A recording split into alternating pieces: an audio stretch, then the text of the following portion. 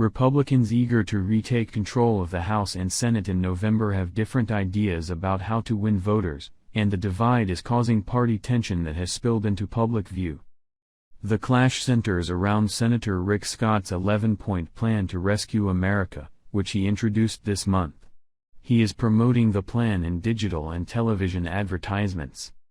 Mr. Scott runs the Senate Republican Party's campaign arm, but his endorsement of a detailed agenda clashes with other ideas in the party. Senate Republican leaders say they want to campaign against the failures of the Biden administration, not publicize a legislative game plan that Democrats could distort to discourage voters. Republicans say two of Mr. Scott's proposals are easy fodder for Democrats. Mr. Scott's plan calls for taxes at all income levels, which means Americans who bring in too little to pay federal taxes, nearly half of all income earners, including retirees, would have a tax increase. The plan also calls for a 5-year limit to all laws, which would require Congress and the White House to reauthorize the entire federal government, including Social Security and Medicare. Mr. Scott said the proposal aims at government reform and debt reduction.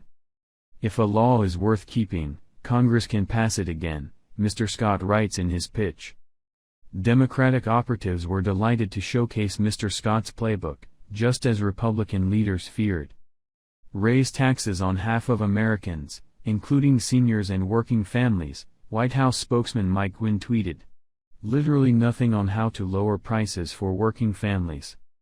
Senate Minority Leader Mitch McConnell, Kentucky Republican, privately rebuked Mr. Scott over the rogue agenda at a meeting in his Capitol office Monday night. The division burst into the open Tuesday at a Senate Republican leadership press conference when a reporter asked Mr. McConnell what he thought about Mr. Scott's plan. "I'll decide, in consultation with my members, what to put on the floor," Mr. McConnell told reporters about his plans if he wins back the gavel.